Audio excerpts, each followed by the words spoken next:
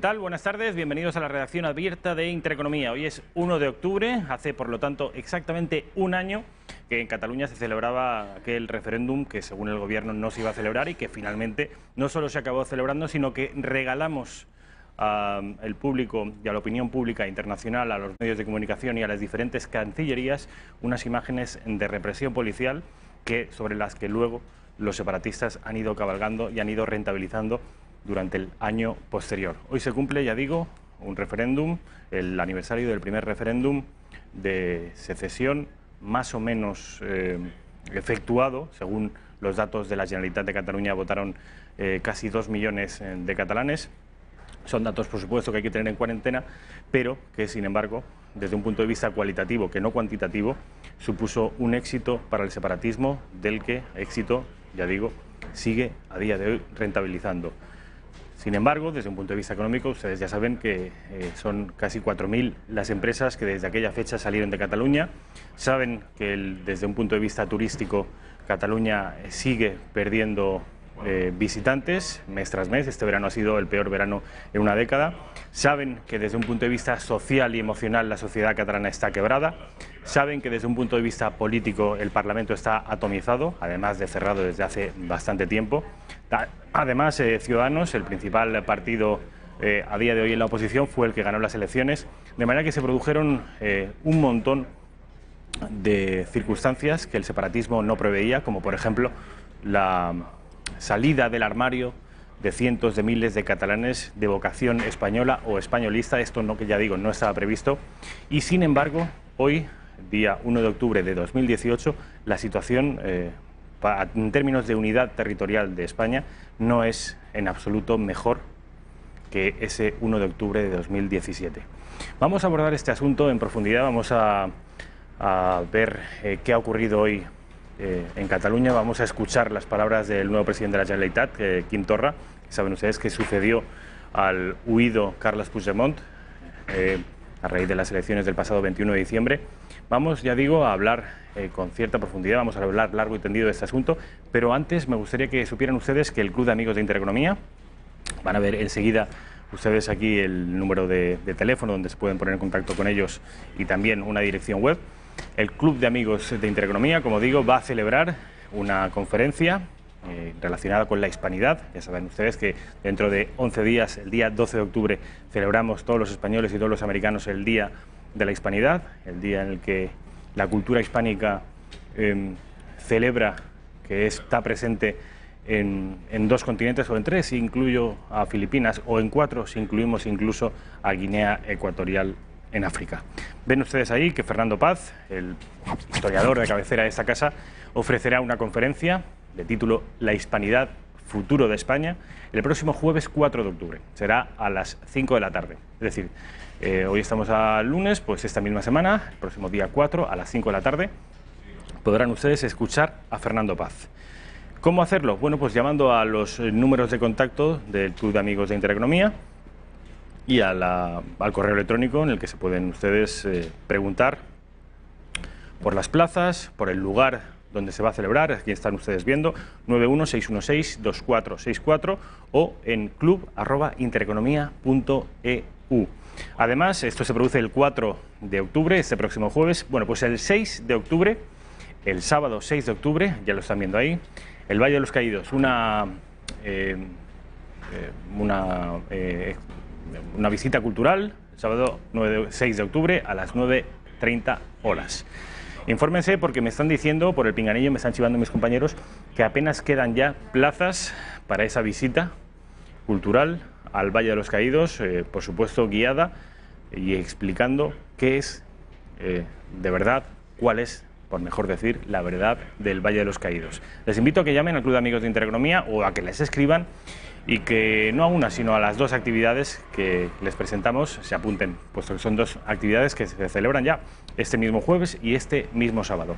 Abrimos ya, sin más dilación, esta mesa de tertulia, esta mesa de análisis, a nuestro compañero Ricardo Chamorro Delmo. Ricardo, ¿qué tal? ¿Cómo estás? ¿Qué tal? Encantado de estar con vosotros. Oye, ¿qué te ha parecido estas actividades del Club de Amigos de Intereconomía? Muy interesantes, me parece que está fenomenal. Desde el punto de vista cultural, son 2 actividades que a mí me ¿Te gustaría ir? Me gustaría ir, sí, sí, sí. Fernando Paz el jueves y el sábado visita al Valle de los Caídos. Sí, ¿Tú has estado en el Valle de los Caídos? sí, sí, sí. ¿Y qué te parece? ¿Te parece un mausoleo fascista digno de ser derribada? Porque la última es derribar la cruz.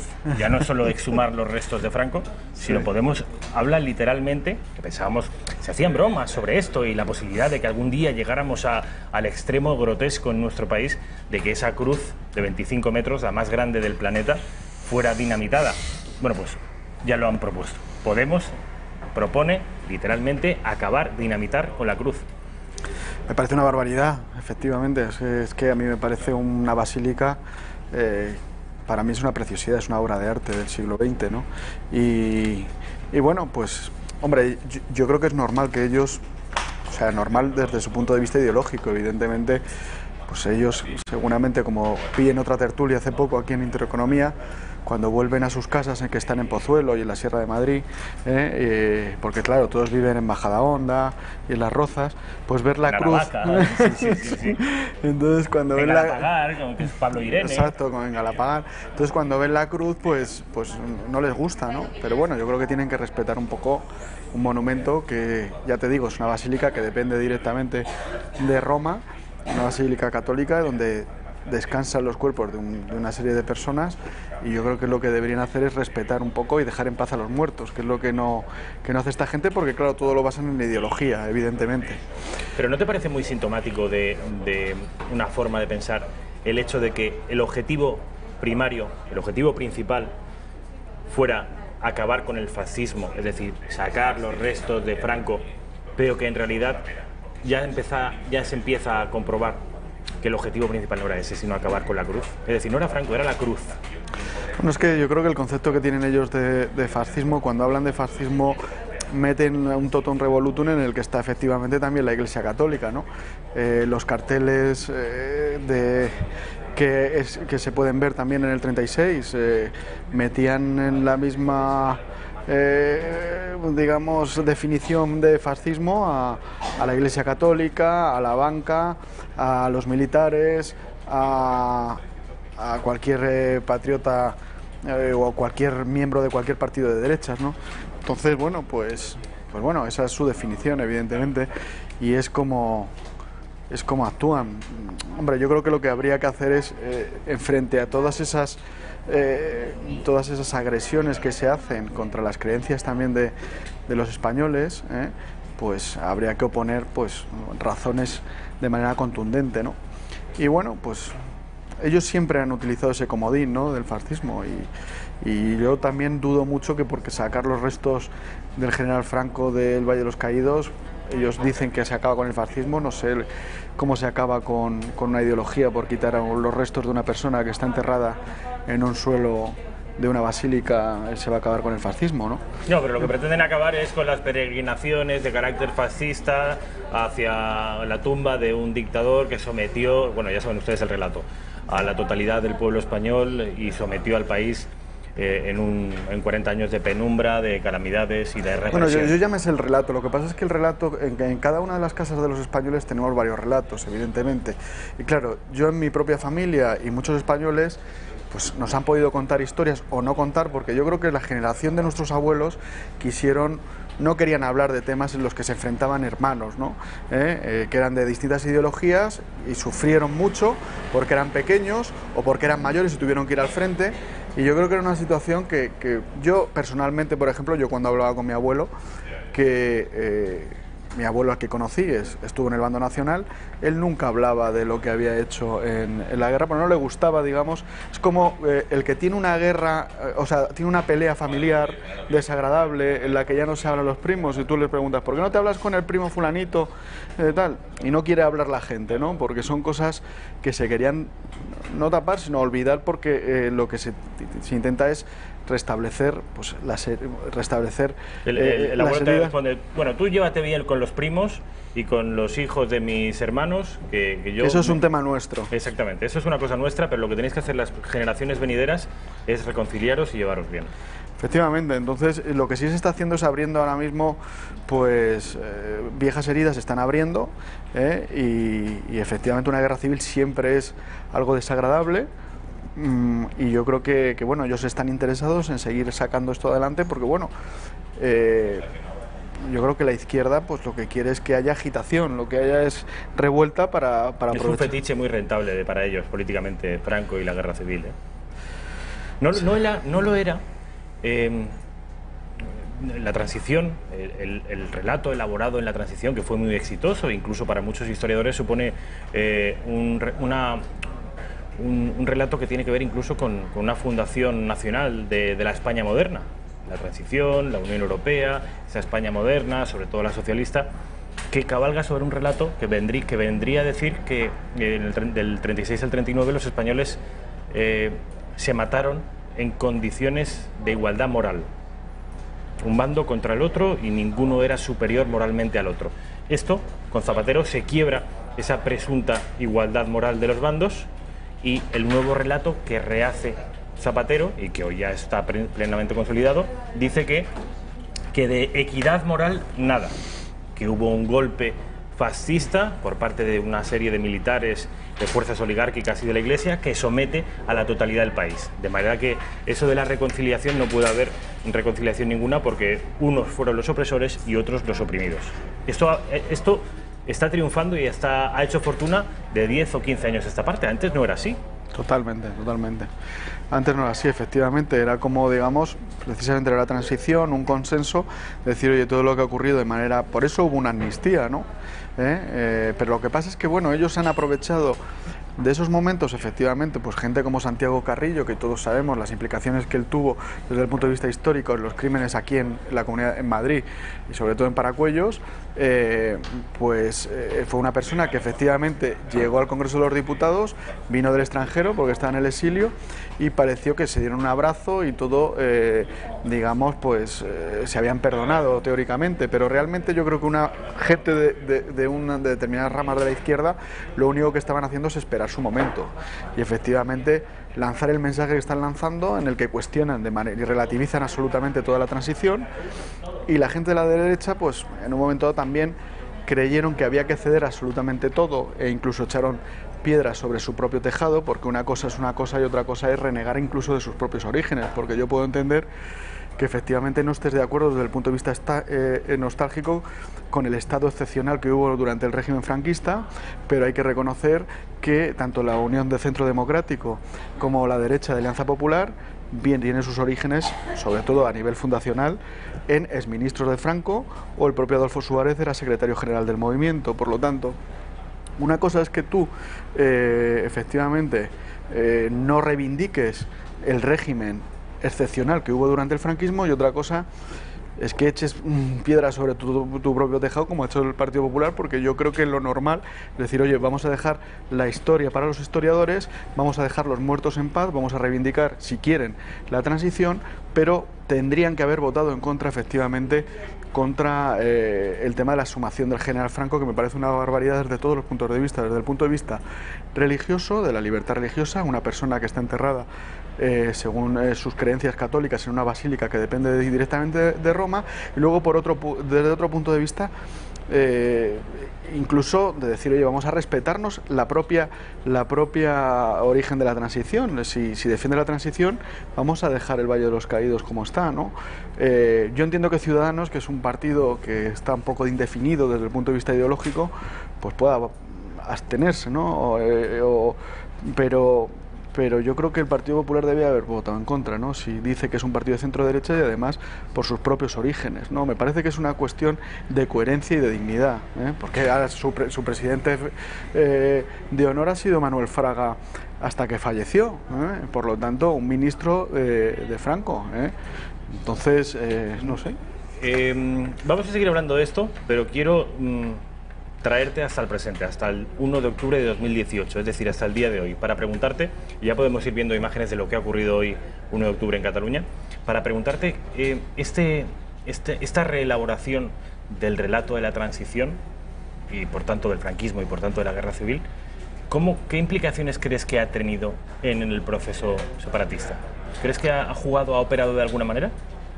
Hombre, yo lo que creo que se está comprobando ahora, después de 30 o 40 años de la transición, es que efectivamente, pues unos sí fueron sinceros, quisieron olvidar y se hicieron el harakiri, porque ya sabemos que la ley de reforma política surge en las propias cortes franquistas, que se hacen el harakiri para que se vote una nueva constitución y entremos en un periodo de democracia.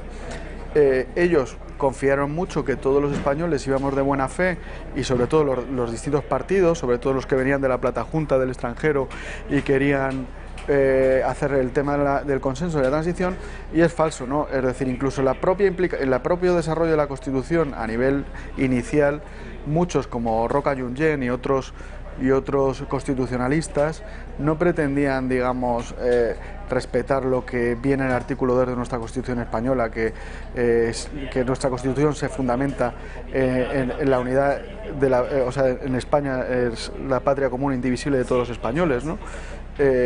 Sino que lo que estaban es utilizando un paso más, pues ellos para el tema separatista y la izquierda en un futuro para cuestionar esa propia transición, ¿no? Es decir, no veo, lo que se vea a largo plazo es que decir, oye, pues mira, como los que mandan son esta gente, pues vamos a ceder, a hacer que cedemos ahora mismo para que se produzca la transición, pero al cabo del tiempo ha habido una auténtica traición a esos principios, a esas bases que se pusieron en la transición por parte de la izquierda y por parte del secesionismo. Entonces, claro que tiene implicaciones en el momento que se cuestiona la propia legitimidad de la democracia española, porque viene, como digo, sus orígenes son la ley de reforma política y la Constitución española.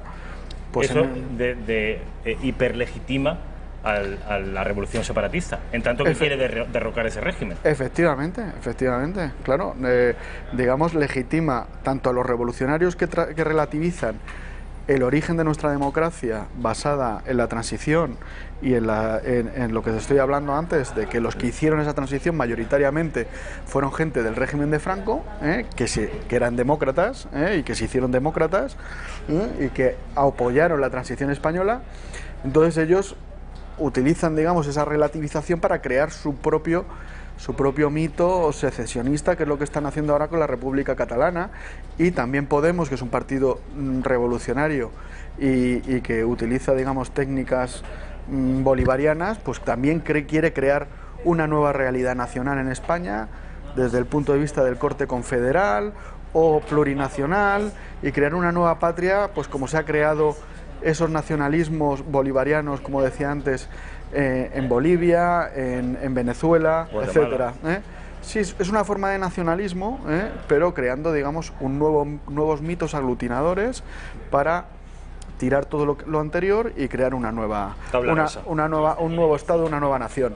Lo mismo que han hecho en Cataluña, porque la realidad de Cataluña ahora mismo es muy diferente a esa Cataluña tradicional que se hablaba hace 40 años, hace 50, hace 60, hace 80 años. Realmente el separatismo lo que ha hecho es cambiar totalmente, digamos, la idiosincrasia de las regiones y de las esencias que decían teóricamente en sus inicios defender. Han cambiado completamente de lo que era Cataluña y lo que era el País Vasco. Dime tú el País Vasco, por ejemplo, 3 provincias vascongadas que tenían sus tradiciones, sus particularidades, sus propias diputaciones, incluso sus dialectos. El nacionalismo vasco lo que ha hecho es unificarlos y crear una sola ideología y cambiar. Mira, ahora mismo donde menos vocaciones católicas, o sea, de seminaristas hay de toda España, precisamente es Cataluña y el País Vasco, que es donde más vocaciones había hace 70 años, 80 años. Es decir, los sacerdotes vascos y catalanes estaban por toda España repartidos, ¿no? Y por todo el mundo y por toda América. Y por toda América, exactamente, y por toda Hispanoamérica, ¿no? Entonces ha cambiado completamente esas regiones el nacionalismo, el separatismo. Los ha desnaturalizado. Estamos viendo imágenes de Barcelona ahora mismo, de los CDR, los llamados o autodenominados Comités de Defensa de la República, cortando autovías, cortando autopistas, cortando pistas de tren. El AVE en Gerona ha sido bloqueado durante 2 horas por estos radicales. Vamos a la vuelta de publicidad, vamos a hablar con Kake Minuesa, porque tenemos a nuestro compañero destinado ahora mismo en Barcelona, donde ha estado muy cerquita de sufrir una agresión. Gracias a la intervención de los Mossos, nuestro compañero Kake Minuesa no ha sido apaleado por una turba de radicales, y nos lo va a contar en directo después de la publicidad. Los del Río en concierto. Disfrute de una noche con mucho arte. Los creadores de La Macarena, Sevilla tiene un color especial, entre otros muchos éxitos conocidos por todos, estarán en el Teatro Rialto de Madrid el 30 de octubre. Puede comprar sus entradas en las taquillas del teatro, en entradas.com, en elcorteinglés.com, en butacaoro.com o llamando al 902-488-488. No se quede sin entradas y muévase al ritmo de Los del Río.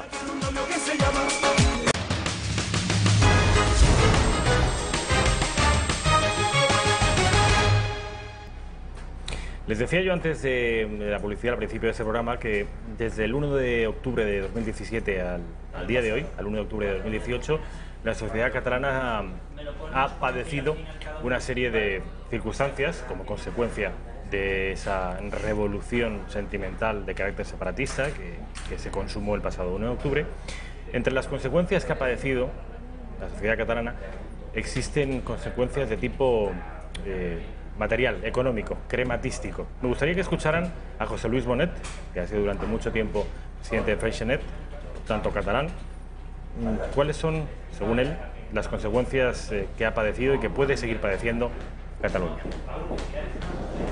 Bueno, es evidente que el procés está perjudicando a la economía catalana, también a la sociedad catalana, y hay que procurar esforzarse para recuperar la situación, que es reversible. Es decir, que la potencia de Barcelona, sobre todo, es extraordinaria, puede ir por buen camino, hay que cambiar la manera de ir para mejorar las cosas. José Luis Bonet es además el presidente de la Cámara de Comercio de España.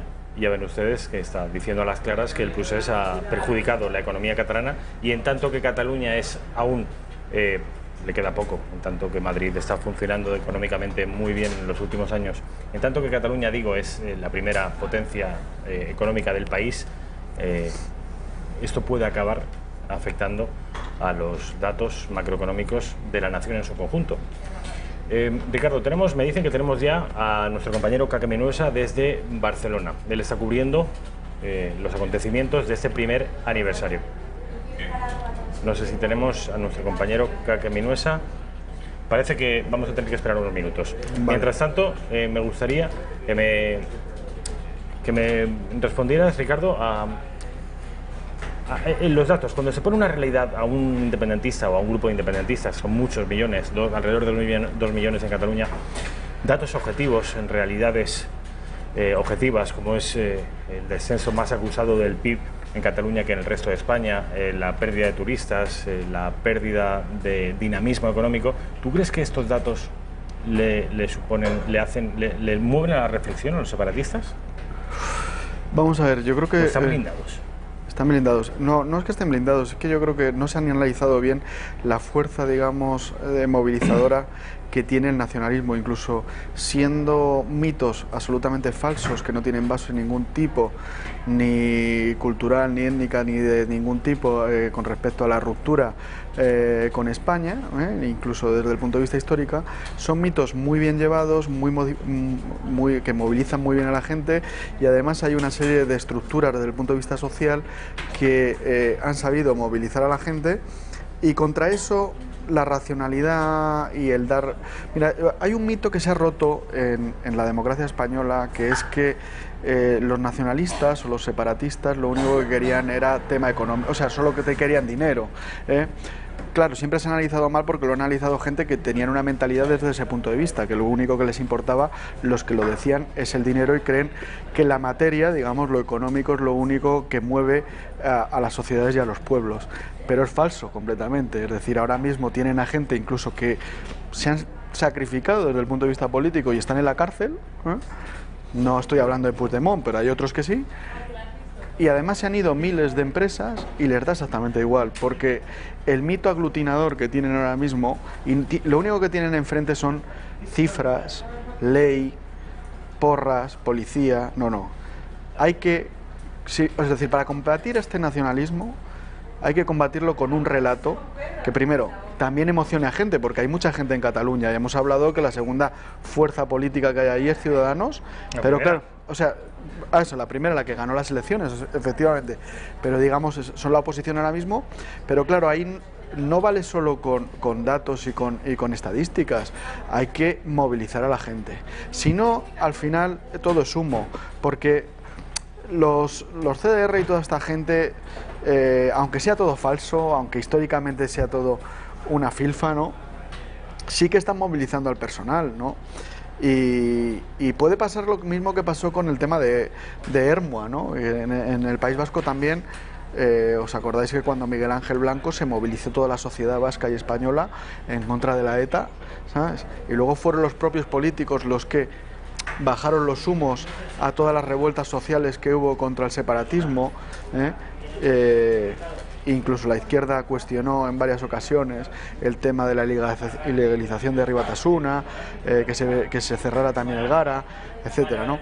Entonces hay que darle un cauce, digamos, y yo creo que el cauce, fíjate, dentro de los partidos políticos que están surgiendo ahora mismo, un partido que está surgiendo con fuerza ahora mismo, con un relato que está emocionando un poco a la gente y por eso está subiendo tantísimo a nivel de afiliados, es Vox, ¿eh?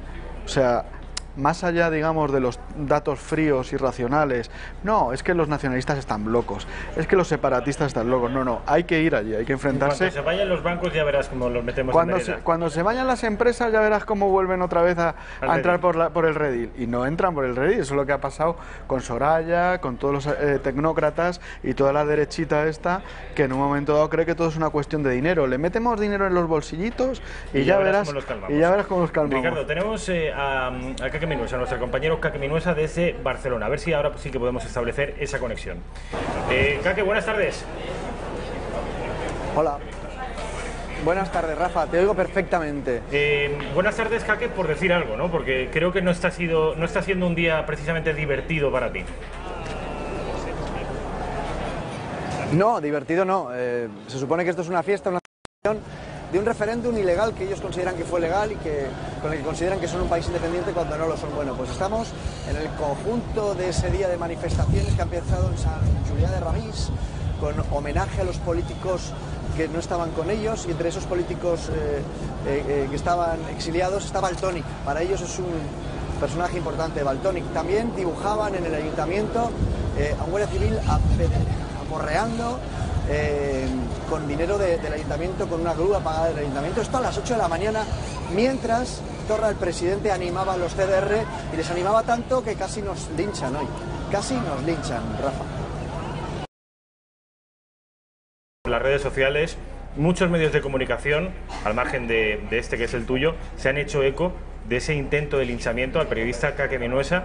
Cuéntanos, Kake, ¿dónde ha sido? ¿A qué hora ha sido? ¿Cómo ha sido? ¿Por qué ha sido? Bueno, la noticia estaba en la bolsa y se habían reunido un montón de antisistema, se habían puesto cadenas, se habían atado, entonces la noticia estaba ahí. Cuando fuimos a mostrar las cadenas y cómo había quedado aquello, pues empezaron a insultarnos, empezaron a ponerle la bandera a Martín, empezaron a empujarla, entonces me acerco yo a proteger a Martín, de tal forma que nos vemos en una esquina ante cientos de antisistema que nos querían pegar. Luego han sido los Mossos de Escuadra los que nos han sacado, y ahí es donde nos han llovido. Todavía tengo spray, todavía tengo huevos y todavía tengo escupitajos y bueno, el huevo que nos ha caído en la cabeza, ya nos hemos tenido que ir a casa a limpiar de todo lo que nos habían contagiado los piojosos, y lo digo un poco enfadado, ¿no? Porque realmente hemos estado a punto de ser linchados, y tenemos incluso que estar aquí haciendo la conexión y mirando un poco al lado, no sea que algún CDR... Está todo bien, ¿no, señor? ¿Está todo bien? Muy bien. Vale, lo digo porque estoy en directo y yo ya estoy un poco asustado. Está muy bien todo y todo pacífico. Todo pacífico, ¿no? Has estado a punto de perder la vida, dices. No, estaba a punto de que me linchen. ¿Y por qué no pides protección? ¿Por qué no pido protección? ¿Estamos en Cataluña? Bueno, vamos a ver, si estamos en directo, si usted quiere contar eso en directo, cuéntelo.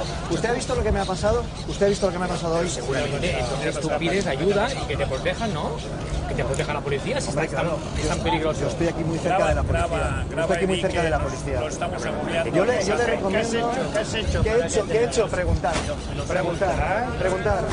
¿Qué hacían en la bolsa de Barcelona. en la bolsa. Ah, claro, y como hace un año le pincharon, entonces En la bolsa nunca violencia, ¿no? Esta es la revolución de las sonrisas, ¿no? Sí. El 99,9% sí. 99. Ah, que provocamos. Provocamos. Claro, entonces como provocamos, me tienen que linchar ustedes. Vale. Cortarte los huevos, sí. Pues nada, esto es lo que ocurre aquí cada día. Es que te intentan convencer. No, hablamos. TV hablamos. No, hablamos para quien usted quiera. Ahora mismo estamos en directo. Exacto. En la redacción abierta en Intereconomía. ¡Ah, hombre, coño! ¡Hostia! Ya me lo has dicho todo. Molt bé, nens. Ja ho podem tancar. Bueno, pues este es el ambiente, Rafa. Estamos a las puertas del Parlamento, porque aquí es donde tienen que terminar todas las manifestaciones que han empezado por la mañana y que han ido a la universidad y que luego se han juntado y en la bolsa ahí se han encadenado. Y todo ha empezado, como te decía Rafa, en esas 2 de la tarde, cuando se han encadenado y hemos querido ir a contarlo, y ahí circulan las imágenes que me imagino que estos señores aún no han visto. Grupo de Mossos de Escuadra, ¿qué hubiera sido de vosotros? ¿Qué tenéis? A ver si te provocan y te dan una hostia y te sacamos los ojos. Que si no llegan a intervenir los Mossos de... Esto es España. Esto es España. si no llegan a intervenir, pues solo hay que ver las imágenes. El número de gente que iba que lo van a emitir en el Vaticano.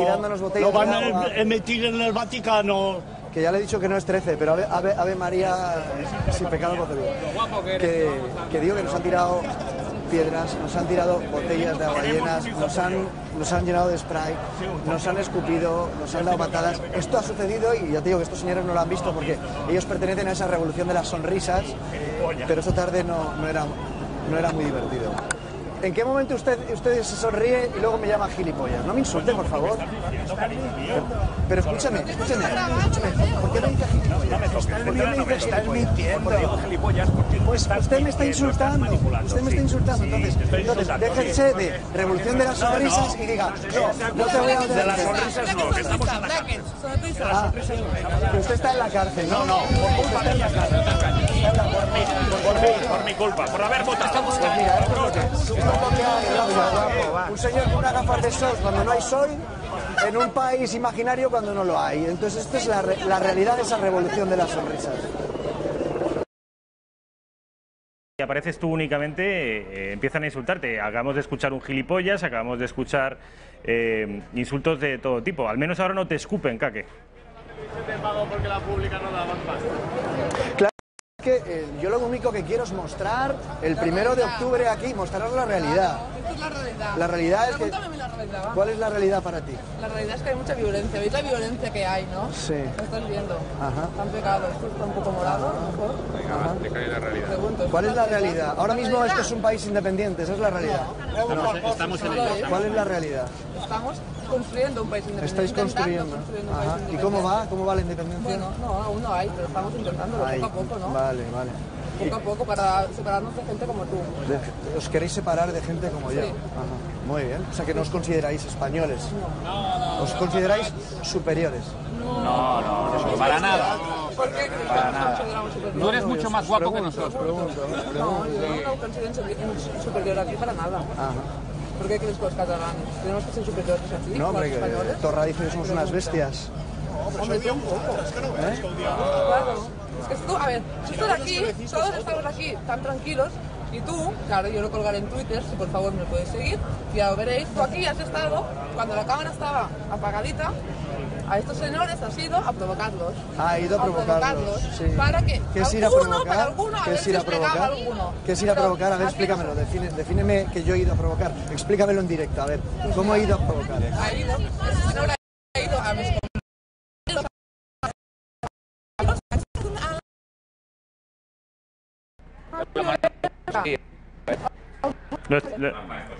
Lo hemos perdido.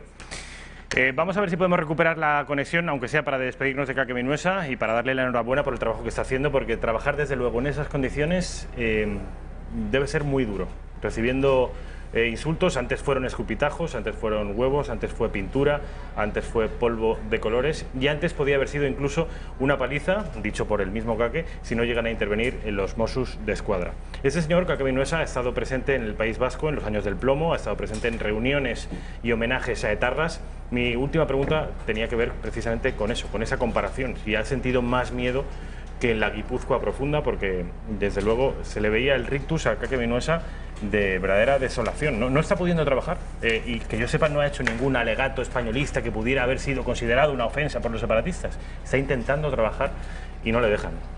Ricardo. Sí, no, cuando haces la comparación es que hemos llegado a ver una Cataluña con una Kale Borroka, exactamente igual que la que existió en los años peores del País Vasco, ¿no? Entonces, bueno, tú has estado allí y tú me lo contaste en un momento dado que cuando estuviste en la Cataluña profunda te sentiste un poquito desolado de lo que había a nivel de odio con respecto al resto de los españoles y lo que es España, etcétera. Es una sociedad absolutamente adoctrinada y bastante enferma, ¿no?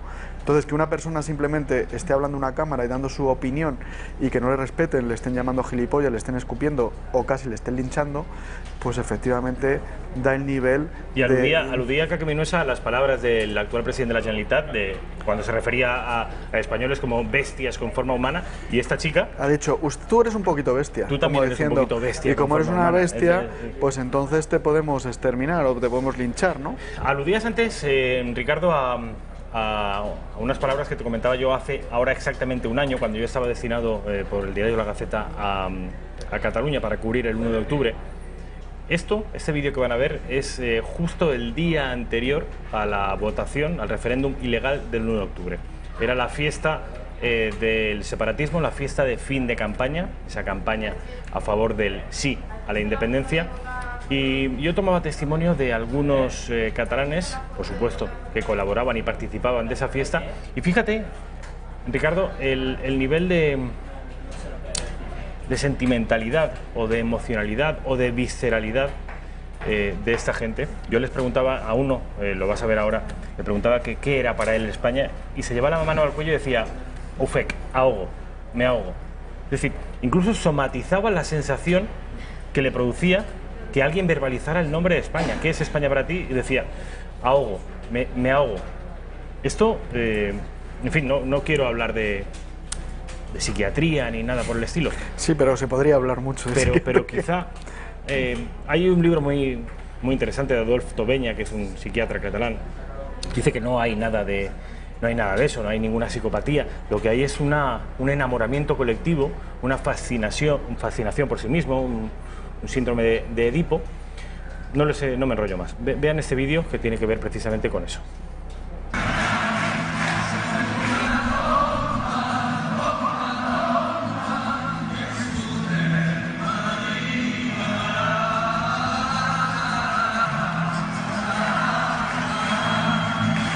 Per què sí?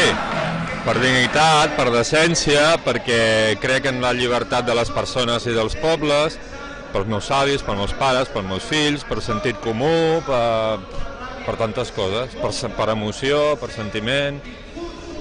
Tenim una oportunitat única en 300 anys. Espanya?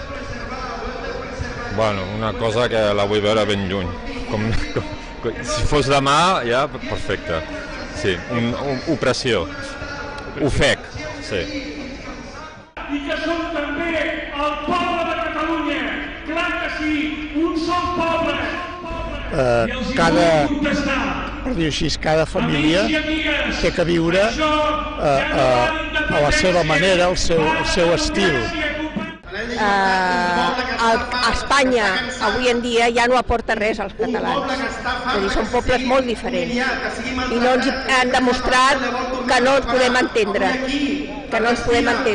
Espanya a nosaltres ja no ens fa il·lusió, ens fa il·lusió un país nou i aquest país nou es diu Catalunya. A mi quan em pregunten que d'on soc, doncs soc català, saps? Nosaltres entenem que els països catalans són una comunitat amb uns costums, amb un idioma, amb una manera de veure la vida, amb un estil de vida que no és exactament el dels espanyols. Ricardo. Bueno, vamos a ver, es interesante el análisis de estas entrevistas porque es muy distinto la opinión, cómo reflejan sus propias, las personas que son más mayores, por ejemplo el señor este del pelo cano, él habla de que cada familia, pero habla como si fueran muchas familias de un tronco común, que tienen sus propias costumbres y habla, digamos, en un tono mucho más moderado que los jóvenes. Los jóvenes son absolutamente irracionales. El chaval ese, yo soy catalán, mierda España, es como los que se está encontrando ahí ahora mismo Caque, ¿no? Muchísimo más violentos. La otra mujer también, más mayor, ha dicho, es que España ya no nos ofrece nada, no tenemos ilusión, queremos un país nuevo, ¿no? Que eso también, digamos, es culpa, porque habría que intentar también insuflar un relato que ilusione también a los catalanes, como españoles que son históricamente, pero habría que intentarlo, ¿no? Pero es muy distinto que la violencia que estamos viendo ahora, es decir, esto es una violencia desesperada, caleborroca, antisistema, trufada, revolucionaria. Lo que estamos viendo ya últimamente, lo que vimos ayer o antes de ayer con las imágenes de los mozos pintados, la violencia esa ya es como el final de un túnel, porque este señor, por ejemplo, dice, oye, somos distintas, somos familias y cada uno tiene sus costumbres, como vives en un mismo bloque y cada familia, ya veremos. Pero no es tan violento, ¿no? Es, digamos, una idea un poquito más regionalista, ¿eh? Pero lo que estamos viendo ahora es una idea ya absolutamente nacionalista y revolucionaria, absolutamente antisistema, y el que dice que es España dice ahogo, opresión, ahogo. Y la quiero en independencia por mis hijos, por mis padres, por mi familia, por dignidad, por el futuro. Y España para mí representa el ahogo.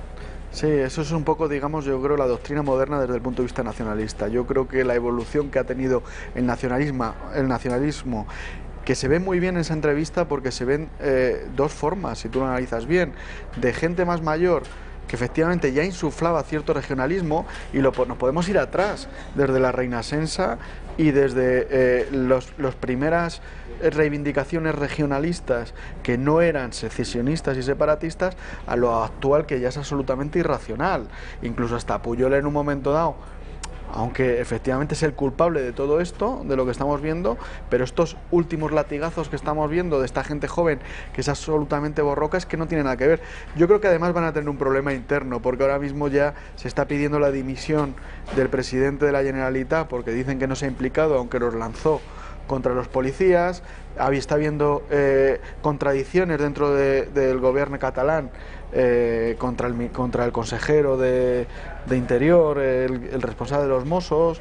El de los Mossos intenta justificar la actuación de los Mossos, los otros se les echan encima. Entonces ahí puede haber también un problema interno, que se pueden matar entre ellos, efectivamente. De todas maneras, en distintos puntos de la historia de Cataluña, que efectivamente va unida indisolublemente al resto de la historia de España, estábamos hablando del 36, podemos hablar del 34, podemos hablar de Companys, y siempre pasó lo mismo. Particularmente cainita, ¿no? Siempre pasó lo mismo, cainita, y además luego se matan entre ellos.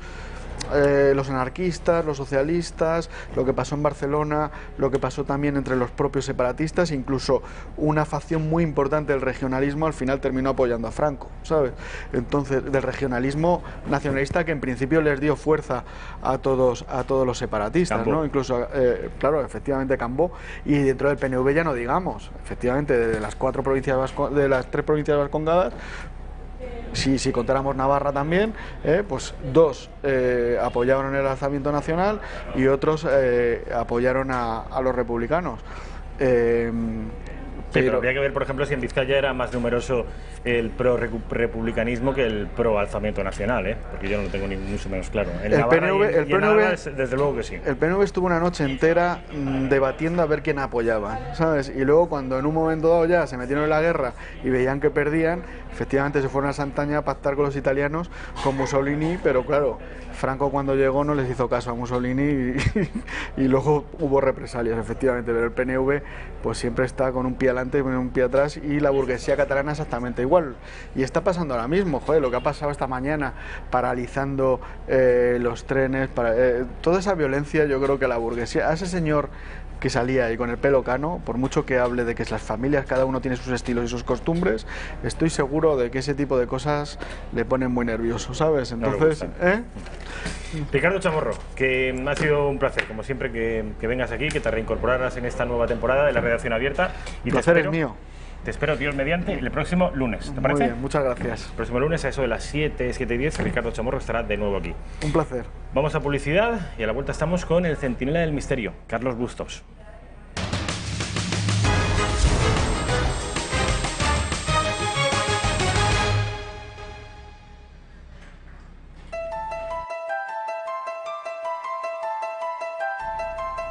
Tubular Bells es porque estamos ante el centinela del misterio. Todos los lunes, aproximadamente a las 8, 8 menos cuarto de la tarde, tenemos en carne mortal a Carlos Bustos. Muy buenas, ¿cómo estás? ¿Qué tal, Carlos? Bien, muy bien, estupendo, como siempre. Carlos Bustos es el centinela del misterio y Carlos Cuadrado. Mucho gusto. Carlos, ¿qué tal? Muy bien. Bienvenido, buenas tardes. Muchas gracias. Eres el presidente de la Asociación Profesional Colegial de Criminólogos de España. Correcto. Esto ya apunta a maneras, no me negarán que tener aquí... Perito judicial, forense, licenciado en psicología y criminología, pero los títulos son de verdad, no como los de nuestros políticos, son suyos todos. Yo tengo alguno de Rey Juan Carlos, que están ahí temblando. ¿Tienes uno de Rey Juan Carlos? Tengo dos máster en Rey Juan Carlos. Bueno, pero los tuviste que trabajar, ¿no? Los tuve que trabajar, sí. En esa época. No, y además no voy a ser yo el que tire una piedra contra la Universidad Rey Juan Carlos, no por lo que hicieron con algunos políticos, sino por la inmensa mayoría de los alumnos que han tenido efectivamente que trabajar y trabajar muy duro, seguramente es tu caso también, Carlos, para obtener esos títulos. A ver, vamos, estoy un poco nervioso porque es un programa difícil, es un programa atrevido, es un programa que podríamos titular como las cloacas del Estado, Bar España, caso fantasma, caso real, ¿podemos darle tantos títulos? Para empezar, lo de Bar España es una cosa que ya mucha gente pondrá en alerta. Y yo me gustaría que fuerais de lo general a lo particular. Para una persona que esté viendo en este momento a las 8 menos 8 minutos de la tarde la redacción abierta y escuche por primera vez eso de Bar España, ponerles un poquito en contexto. A ver, luego vamos a lo particular y a lo concreto, pero ¿de dónde viene esta historia? Que conste que el Presi y yo tenemos opiniones un poco diferentes.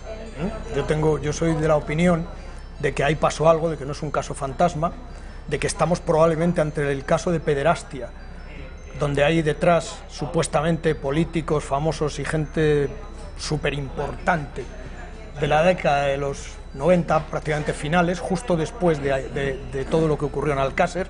De hecho, veremos que pueden llegar a estar hasta interrelacionados Alcácer con Bar España. Y te diré que Bar España es, como se dice vulgarmente, un puticlub de carretera, que además no es muy grande. Vamos a ver fotos, vamos a ver un archivo sonoro, no es muy grande, no tiene razón de ser todo lo que se le achaca a ese, por no decir, chamizo, ¿vale? Pero sí es cierto que ahí, en esa década, esos finales de la década de los 90, ahí, Rafa y queridos televidentes, supuestamente se abusaron de más de 80 niños, se los sodomizaron, se los torturaron, se los violaron. Y también digo supuesto, esto no es supuesto porque esto fue real y hay denuncias. Otra cosa es que, como va a contar Carlos ahora, esas denuncias se quedaron muchas de ellas en saco roto, porque es que encima, además de haber denuncias, es que no hay condenados, ¿vale? Pero sí, supuestamente quien estaba detrás... Algunas se retiraron incluso, o sea, no llegaron ni siquiera a tramitarse porque lo retiraron los propios denunciantes. Y el único que no retiró esa denuncia es el único que está en la cárcel. Acabó condenado, sí. ¿Vale? Entonces eso es Bar España, un puticlub que además ese puticlub supuestamente se servía de una residencia de niños pues con algún tipo de problema familiar, familias marginadas, donde esos niños, o bien porque los padres no podían atenderlos por problemas económicos, o bien porque los niños eran excesivamente conflictivos, terminaban en una residencia de Vinaroz, en una especie como de albergue, ¿puede ser juvenil? Sí, un centro de menores, digamos. Combinaba todo. Bueno, también se habla de 5 supuestos muertos, que tampoco han aparecido nunca. Claro, ese es el tema. Es decir, aquí yo creo que el primer desafío es discernir el mito o la leyenda de la realidad. Es decir, si se habla de 5 muertos y nadie ha reivindicado esos cadáveres y nadie, en fin, no se ha podido demostrar. Así es. No se han encontrado restos ni nada parecido. Ni hay ausencia de 5 víctimas, no hay nada. Solo el testimonio de 2 niños que dicen que que enterraron ellos mismos a 5 niños que asesinaron. Vamos a ver algunas de esas imágenes para que ustedes también se hagan un poco a la idea de qué era, porque esto ya está cerrado, entiendo. Este es el aspecto, bueno, ahora te contará Carlos que cuando hay menores por medio, el caso no prescribe. Claro, es decir, la pena empieza a contar cuando cumple 18 años. Entonces, como hay algunos niños que eran bastante pequeños, ahora mismo todavía estarían en edad de denunciar y tampoco lo están haciendo. Ya. Este era el Bar España. Pregunto, Carlos, esto ya está cerrado, obviamente. Sí, aparentemente sí, pero a mí me gustaría que alguien le echara valor, y ahora hablaremos de la presidenta de la Generalitat, que tiene más morro. Lo primero que hace Mónica Oltra cuando se levanta de la cama es pisarse el hocico que tiene. Eso es lo primero que hace. Y lo segundo, te diría que puede haber indicios para abrir el tema. ¿Por qué? Por lo que acaba de decir Carlos. Hay niños que en esa época eran muy pequeños, estamos hablando de niños de 8 y 10 años, que ahora tienen 20, 22 y que todavía podrían denunciarlo. Y sin embargo esos niños por delitos menores están recluidos en una cárcel. Niños que me encantaría, por favor, que pusierais el archivo sonoro que hemos traído. Vamos a ver el archivo, vamos a escuchar ese archivo sonoro. Este es uno de ellos. El archivo sonoro es importante, pues es importante porque me están diciendo que no lo tienen. A ver, Paula seguramente pueda acceder a él. Paula Gil, va a ello. Vale. Bueno, pues vamos a demorar un poquito más el archivo, Vale. están en ello. Estas fotos de estos chavales, de este chaval. Pues este en concreto es un chaval que cuando, si conseguimos, sería una pena no ponerlo, me cachis en la mar, Sí, si lo conseguimos vamos a poner el poner. archivo Sí, sí, sonoro, sí. este es uno de los chavales, en concreto, que solo le falta, ¿verdad, Carlos?, dar la dirección, el DNI y la talla de pie que gastan Fabra, Bernat Lapetit o Farina, por ponerte 3 nombres, que son los más famosos. Dice dónde han estado, qué es lo que hacían. Cómo contaban el dinero, cómo lo amontonaban. Pero luego, sin embargo, no es capaz de recordar cómo mataron a los niños ni dónde él mismo los enterró, supuestamente. Entonces, a mí son cosas que no me cuadran. Es decir, das unos datos milimétricos de cara a los políticos implicados, pero no eres capaz de dar datos ni siquiera cercanos a los supuestos crímenes que tú has vivido en ese centro.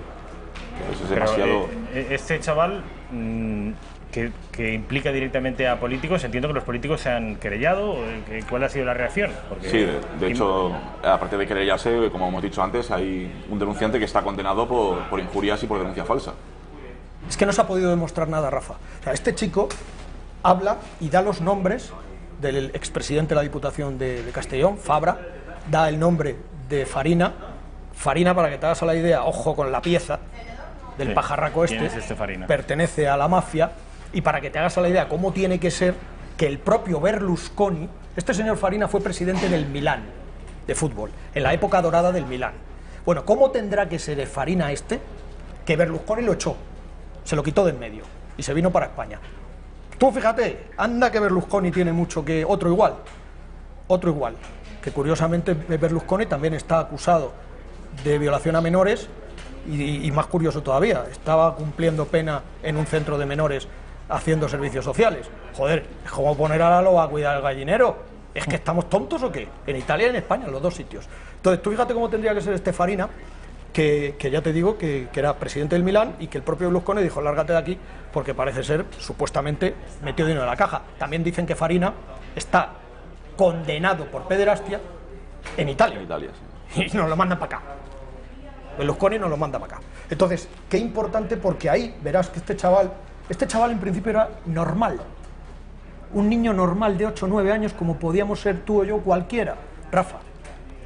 Después de aquellas violaciones y después de aquello, supuestamente, y eso es lo que pone en tela de juicio Carlos, ¿vale?, este chico se le hacen unas pruebas psicológicas y llega a tener una tara mental, le llega a afectar, llega a tener tal trauma que los psicólogos le dan una tara mental del 40% de ver cómo mataban, violaban, sodomizaban, ¿vale?, a él, a su hermano y a chicos de su edad, y chicas.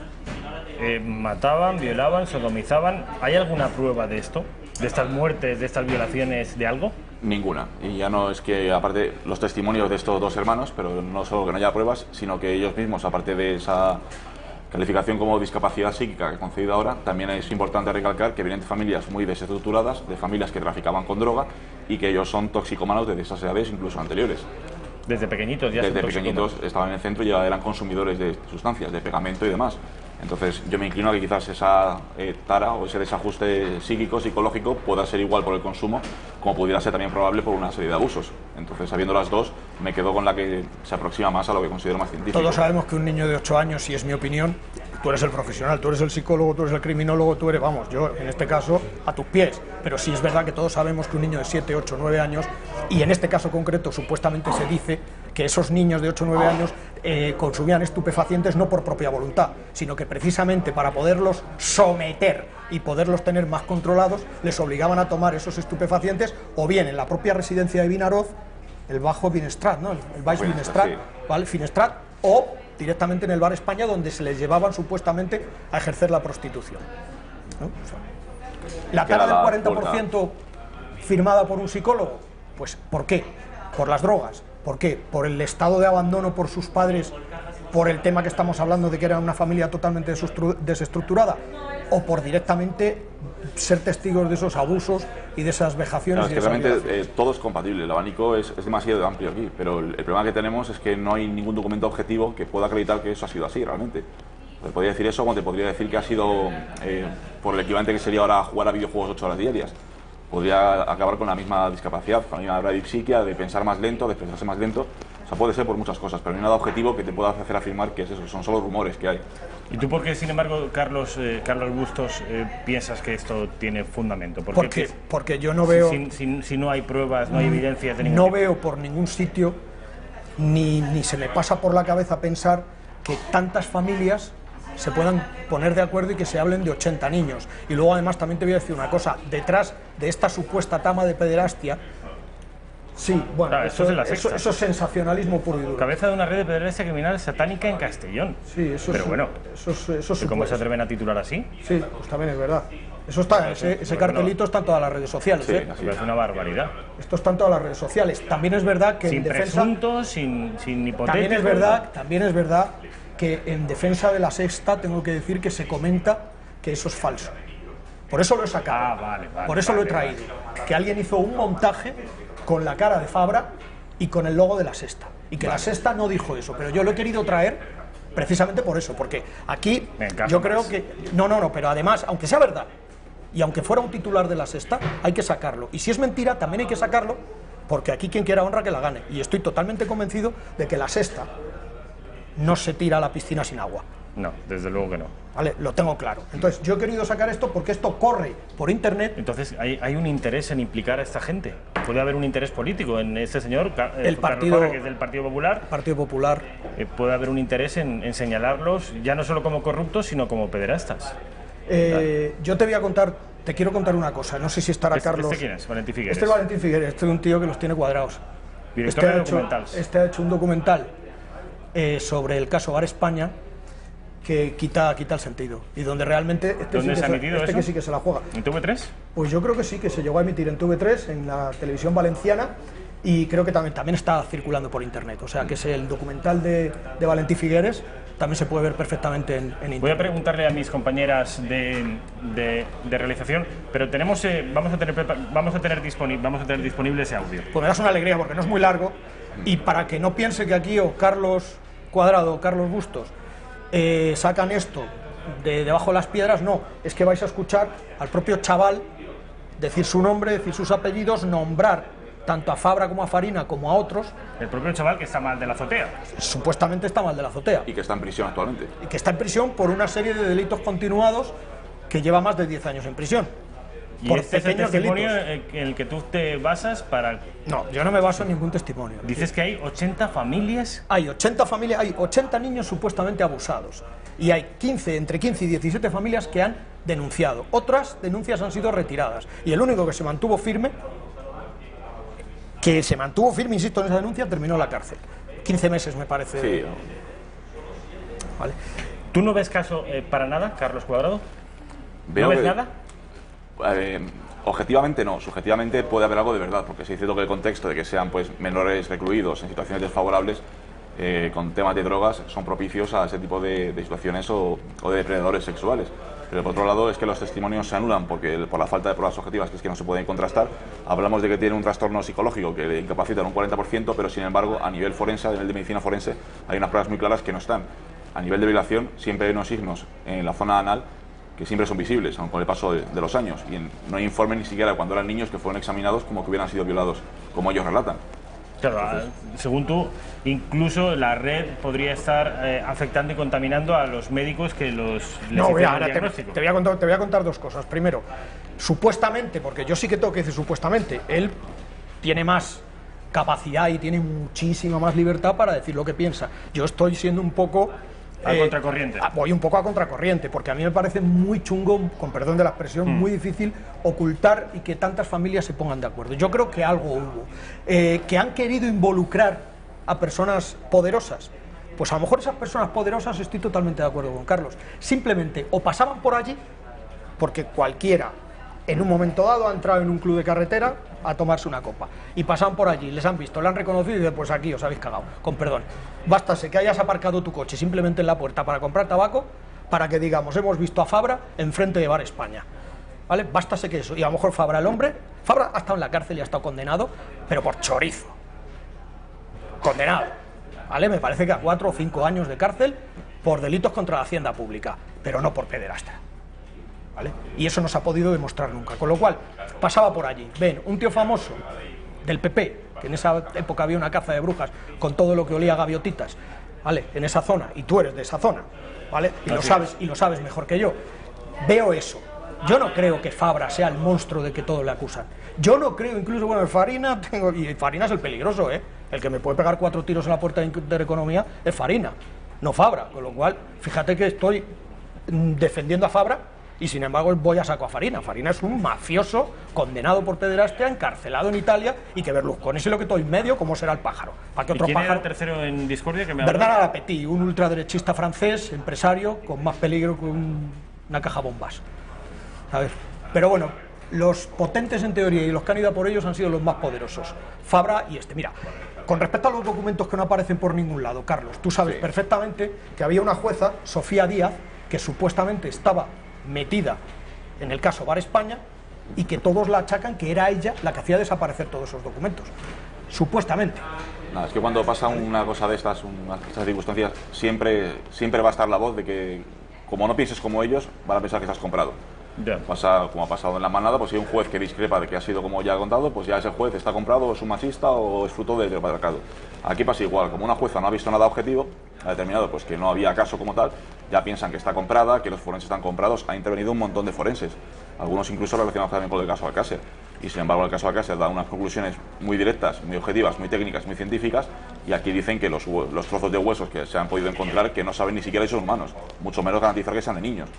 Entonces yo pienso que eso son habladurías populares, que lo fácil es decir eso, que cuando no es el resultado que esperas es porque está comprado. Yo sí veo que esta jueza, ahí sí te tengo que dar la razón, que probablemente esta jueza, que era quien instruía los casos y quien estaba pendiente de esa investigación, hay dos opciones: o estaba metida en el ajo y lo que hacía era hacer desaparecer todas las pruebas y hacer desaparecer todo el auto judicial, o directamente, efectivamente, lo que tú dices, que es posible que no te falte razón. Si yo lo único que me extraña es eso, y luego también me extraña muchísimo, ¿quieres que hablemos de la enfermera que aparece muerta y asesinada? Sí, hablamos de ella y luego yo hablo de la versión no popular que se pone también de ese... Empezamos con Carlos Bustos, ¿qué es enfermera? Vale, la versión popular es una tal Alicia Martínez, es una enfermera que supuestamente curaba, era una enfermera que supuestamente se encargaba de curar... Todo esto en Vinaròs, ¿no? Todo esto en Vinaròs, Castellón, sí. Vinaròs me parece que es el último pueblo antes de llegar a Cataluña, ¿verdad? No sé si el último, pero está en el norte. Sí, por ahí. Bueno, en definitiva, Alicia Martínez, esta es una enfermera que aparece muerta. Era la enfermera que se encargaba de curar a los niños de sus desgarros anales, vaginales. Te das cuenta que eran niños de 7, 8, 9, 10 años, supuestamente con personas de 30, 40, 50 años, ¿vale? Y fue asesinada porque realmente se cansó, ¿vale? Dicen que, a ver, todo el mundo habla de que fue un accidente. Yo no creo que fuera un accidente. Yo no creo que fuera un accidente, pero también puedo estar equivocado. Si es que, de la misma manera que me creo unas cosas, pues dejadme que tenga mi opinión, ¿no? Y 80 niños son muchos niños, hombre, son muchos niños para tantas casualidades. Entonces, según lo que cuentan en el propio Benicarló, ¿vale? Yo he estado ahí, dicen que nadie se traga que esa chica muriera en un accidente.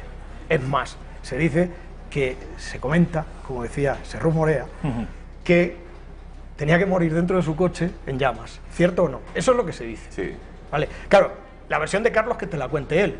Pero muchos dicen que se cae, porque se estaba ya cansada de curar, de ver a esas atrocidades, de ver a niños y niñas con desgarros anales y vaginales, de ver los traumas, de ver las enfermedades de transmisión sexual que se les estaba contagiando, y decidió plantarse y decir hasta aquí he llegado. Claro, ante eso, quitársela del medio. Carlos tiene otra versión. Bueno, sea como fuere, esa mujer muere en un accidente. Sí, sí.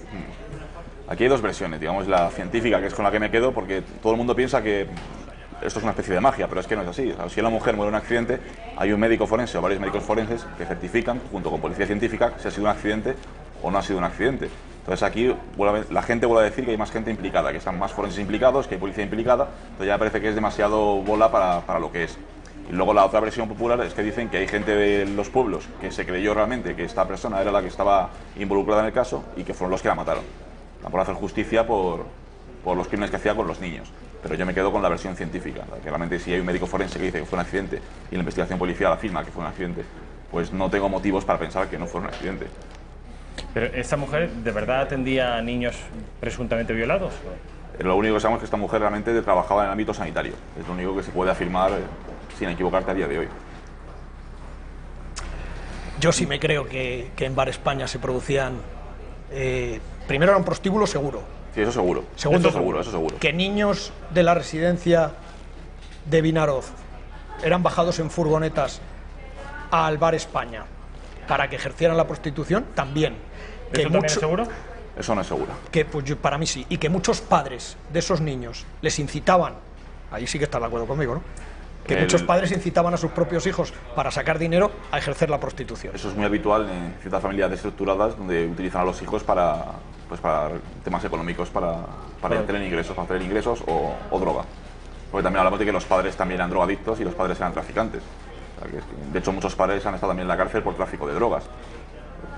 Y es cierto que lleva razón Carlos, que ante todas esas denuncias muchos de ellos llegaron a una especie de arreglo y y retiraron las denuncias. Eso está más claro que el agua. Pero a mí me llamó la atención una cosa, y una cosa muy importante, Carlos, no sé qué pensarás tú. Carlos, Rafa, hay una cosa que es importantísima, y es nuestro amigo Juan Ignacio Blanco. Juan Ignacio Blanco, todos sabemos quién es. Es un tío súper valiente, es un tío que ha arriesgado su vida, se la ha jugado literalmente y la está perdiendo, también literalmente, por el tema de Alcácer. Y fíjate qué curioso lo que te voy a decir, que a mí me extraña muchísimo. ¿Por qué Juan Ignacio Blanco? ¿Vas a relacionar Alcácer con este tema del Bar España? Sí, voy a relacionarlo. ¿Está relacionado? Sí. A mí esto me parece lo suficientemente importante como para pedirle a la gente que se espere un minutito y que lo pueda escuchar, lo pueda ver después de la publicidad. Pues nada.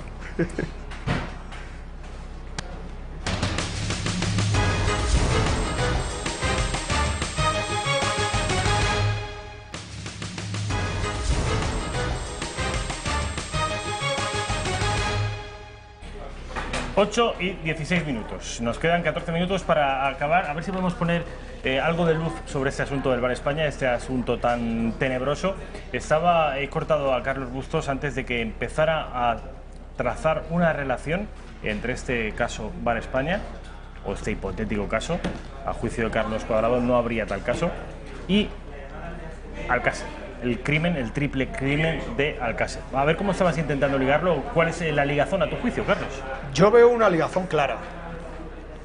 Son muchísimos los testigos que han visto a Anglés y Ricard, los presuntos asesinos de Alcácer, porque también hay detrás de Alcácer hay muchos famosillos, hasta el hermano de un ministro de la época. Lo hemos tratado aquí contigo. Pero sí, lo tocamos muy de soslayo. Otro día, si me dejas, lo hacemos a lo bestia.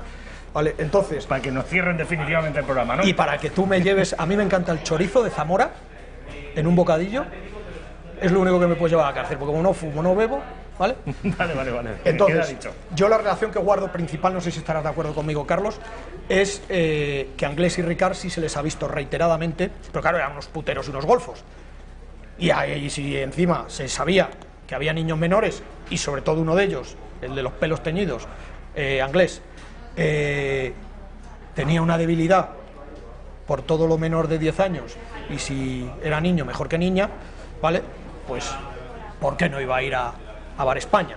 Eso por un lado. Y luego, fíjate lo que te voy a decir, por otro lado. Lo he dicho antes, Blanco, Juan Ignacio Blanco. Juan Ignacio Blanco, insisto, va a perder la vida, literalmente, por el caso Alcácer.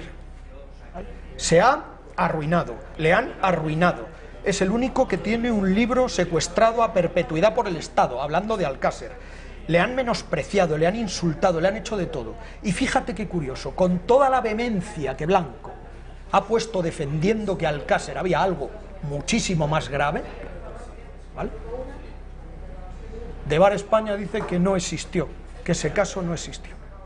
O sea, eso es lo que a mí me hace dudar, que un tío que se ha dejado la vida por defender a Alcácer, ¿vale?, que aquí esté en la postura de mi compañero Carlos Cuadrado. Él dice que no hay nada. No, dice Blanco dice que no hay nada. ¿Y por qué decís que esto le va a costar la vida por una cuestión de salud? Claro, está Blanco, es que no ha levantado cabeza desde aquellos programas de Esta noche cruzamos el Mississippi. ¿Lo conocéis personalmente alguno? Yo no. Ni yo tampoco. Ni yo tampoco. Y me encantaría conocerlo. Después de aquello, caída en picado y le ha afectado la salud. Yo estoy convencido de que hay ciertas enfermedades que se pueden inducir. Se somatizan, ¿no? Claro. Sí. Y que te acelera la muerte y que te mata en vida.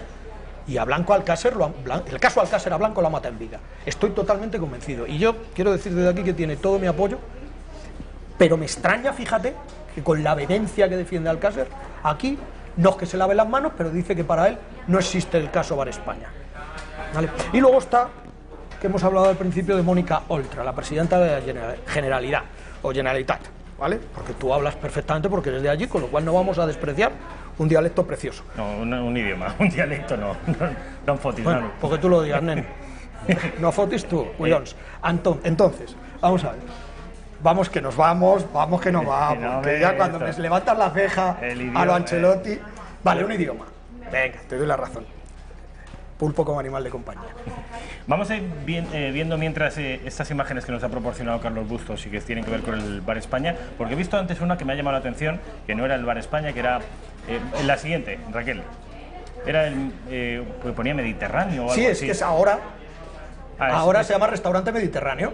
A ver, pues les estamos haciendo quizá una... Y dicen... La siguiente, Raquel. Y dicen que en el suelo del bar Mediterráneo es donde están enterrados esos cuerpos. Dicen mucho, pero... Dicen, pero no se lo crean ustedes. En su día acabaron y sacaron 3 trozos de huesos que podían ser perfectamente de animales y no se determinó que si fueran ni siquiera de humanos. ¿O no acabaron bien? Donde le dijeron los niños. Bueno, que supuestamente habían enterrado a otros niños. A lo que voy, ¿por qué he dicho que Mónica Oltra tiene más, que lo primero que hace cuando se levanta es pisarse el hocico? El morro que tiene. Mira, Mónica Oltra fue muy populista, bueno, qué tontería acabo de decir, si es que populista de desgracio, fue muy populista cuando accedió a ser la vicepresidenta, ¿verdad?, de la Generalitat. Sí.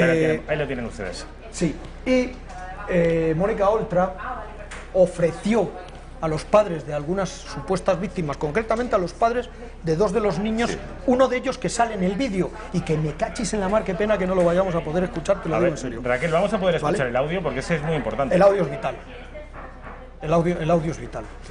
Entonces, ella se ofreció y dijo, no sé si era un acto electoralista, no sé si era un ofrecimiento electoralista, pero lo que sí es verdad es que le echó mucho morro, porque sin haber aparentemente ninguna prueba y todo el mundo estar del lado más o menos del que está poniéndose Carlos, de que no hay caso, ¿vale? Ella pensó que había caso, habló con los padres, en concreto con uno de los padres del niño que tenemos en el archivo sonoro, del chaval que tenemos en el archivo sonoro, y dijo que iba a hacer todo lo posible por reabrir y abrir el caso e investigarlo, en base a esos archivos y en base a esos vídeos que corren por la red, ¿vale? Y a la investigación de la persona que hemos visto antes, de Figueres, ¿no? Sí. Vale. Nada. No ha hecho absolutamente nada. No sé qué lleva, 3 años. 2 años y medio, 3 años. No, 3 y casi medio. No ha hecho absolutamente nada. Este que está aquí ha hablado, ha tratado de hablar con la Generalitat. Me han colgado. Cuando he sacado el tema y he dicho de lo que quería hablar, yo no quería hablar con Oltra, es que ni me interesa, ¿vale? pero que sí quería hablar con alguien, con alguna consejería, con alguien que me informara, simplemente que me informara si aquella promesa que hizo de reabrir el caso y de tomárselo en serio, si estaba en camino, si lo había hecho, si quería hacerlo, si lo iba a hacer. Y la última vez directamente me colgaron, y la tercera vez me colgaron, y la cuarta me colgaron, y la quinta ya no llamo, porque mi tiempo vale más probablemente que la dignidad de esta señora. Con lo cual, otra cosa más, que por qué no le interesa, si a lo mejor, si Mónica Oltra, que es de Podemos, de Compromís, Podemos, para mí, vale, quiere joder al PP con perdón de la palabra, que lo abra, a ver si es verdad que estaba Fabra detrás, pero es que Fabra no estaba detrás. Que no hay ninguna prueba. Y si lo abre y sale que Fabra no estaba detrás, se iba a comer se iba a comer el marrón y encima se iba a llevar unas cuantas denuncias. Se iba a llevar, no sé si unas cuantas denuncias, pero de luego va a decir, coño, que tenga que ser Oltra quien lave el nombre de Fabra. ¿Qué te parece? Me parece que desde luego es algo... Vamos a ver otra vez las imágenes de Fabra, que decía, cuál era la promesa exactamente de Fabra, de Mónica Oltra, de la actual vicepresidenta de la Generalitat Valenciana. ¿Cuál era esa promesa que hacía antes? Oltra acusa al PP de indicar a los pedófilos dónde están los centros de menores. ¿Pero a ti esto te parece normal? Esto me parece una barbaridad. La vicepresidenta ha cargado contra la popular María José Catalá por sus críticas a la situación del centro de Buñol. Yo esto lo quiero relacionar, Carlos, y dime si puedo estar equivocado, con la residencia de Vinaroz.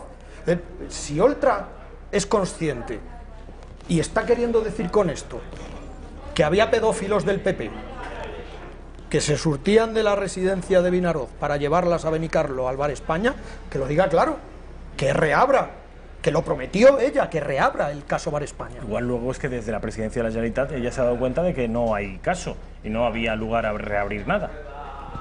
¿O tú quieres pensar que no quiere remover algo que puede acabar perjudicándola? Yo soy muy escéptico en este tema del misterio. Sin embargo, en tema de las conspiraciones, a mí mi padre me decía, piensa mal y acertarás, y cuando el río suena, agua lleva. ¿Has visto qué refranero vengo hoy, no? Bueno, pues yo creo que por ahí van los tiros. Que el piensa mal y acertarás en el caso Bar España funciona, y que cuando el río suena es que agua lleva. Yo lo pienso en este caso concreto, y creo que sí existió el Bar España. No creo que Fabra estuviera detrás, sí creo que probablemente Fabra pasara por ahí algún día, porque desde luego un tío que mete la mano en la caja y es convicto y confeso y condenado por ello, con lo cual ahí no hay que decir presuntamente, es un chorizo y está condenado por ello el señor Fabra, ¿vale? Si esto es cierto, ¿qué problema tiene él en ir a un bar de carretera a tomarse una copa? Supuestamente, que no lo sé, que lo mismo no ha pisado un club en toda su vida este hombre, un club de carretera. Es que a diferencia de Alcácer, aquí es que nos falta lo principal, porque en Alcácer tenemos unas denuncias de unas menores desaparecidas y unos cuerpos. Aquí no hay denuncias de menores desaparecidos y no hay cuerpos tampoco de los supuestos niños muertos. Entonces yo creo que están queriendo ensuciar el nombre de ciertas personas injustamente. ¿Cuántos muertos se supone que hubo? 5 niños. 5 niños. 5. ¿De etnia gitana puede ser? ¿O estoy equivocado? 3 de ellos creo que sí. No sé si 3 o 5, pero creo que la mayoría de etnia gitana. Pero, ¿y las familias denunciaron sus desapariciones? Ni los centros, ni las familias, ni nadie. Entonces, ¿quién se ha inventado esa cifra? Pues es lo que yo defiendo, que no me parece que hace un invento, que no me parece algo real ni objetivo. Son rumores que ha habido por internet, igual que los hubo con el caso de Alcácer, que realmente no están fundados y no están documentados. ¿Y tú, Carlos, cuando os encontráis en la criminología con un caso de estos, que pensáis que la imaginería popular ha podido alimentarlo, el boca a oreja y sobre todo en las ciudades más pequeñitas, ¿no sospecháis de que en el fondo quizás haya hecho una bola de nieve, pero en el fondo pudo haber algo? ¿Originalmente se pudo producir algo que dio origen a esa controversia? A ver, siempre, para nosotros siempre, las personas mienten siempre. Entonces tienes que irte a los hechos y a las pruebas que tienes. Y aún así, aunque tengas hechos o pruebas que no son muy concluyentes, como bien ha dicho Carlos, cuando el río suena, pues quizás tenga agua. Entonces, como te he dicho antes, en el contexto que estaban de familias desfavorecidas, de menores, de demás, es habitual que se den el tema de abusos, el tema de comerciar con niños y demás. Entonces, poder ser, pudo ser. Ahora, pruebas objetivas para poder afirmar que ha sido, es que no hay ninguna. Carlos, tú me dirás entonces que hay muchas veces que este tipo de cosas se descartan y que luego acaba surgiendo una luz que ilumina todo y que... Yo en favor de la teoría de Carlos voy a decir que cuando hicimos, a pesar de que no estamos de acuerdo, nos llevamos de maravilla y los programas de radio que hacemos juntos son los programas más controvertidos de toda la radio, porque hemos hablado de La Manada, hemos hablado del niño Gaby Cruz, hemos hablado de Bar España. De Sicario, de Bar España, o sea que él viene, no hace ascos a nada y viene a los programas que hacemos en Met Radio, en Centinela del Misterio y a Tumba Abierta, ¿vale? Una cosa sí tengo que decir, y es que rara vez se ha equivocado. En el caso La Manada vaticinó lo que iba a pasar y se ha cumplido literalmente. Y lo que hicimos, el programa que hicimos a La Manada fue antes de que los pusieran. Y me apedrearon todos en ese programa por decir lo que dije y al final ha sido literalmente lo que expuse. Claro, o sea que él, en vez de ir con los populismos, va con hechos probados y con hechos reales, cosa que es real y cosa que es, por lo menos, lo más objetivo y probablemente hasta lo más inteligente. Si tú me pides la opinión personal, yo estoy convencido de que Fabra, no tiene nada que ver. No tiene absolutamente nada que ver con el caso Bar España en cuanto a violación de menores, tráfico de drogas. Estoy convencido. Que alguna vez le vieran en la puerta de Bar España, no lo dudo, y de ahí quisieran engordar la patata. Muertos, estoy también convencido de que ahí no hubo muertos. Totalmente convencido, porque eso es algo muy serio. Tú puedes, en un momento dado, una jueza puede prevaricar y coger un informe médico donde dice que un niño tiene el ano desgarrado, ¿vale? Y hacerlo desaparecer, pero un muerto no. Eso es más difícil. ¿Vale? Y 5 muertos ni te cuento. Exactamente.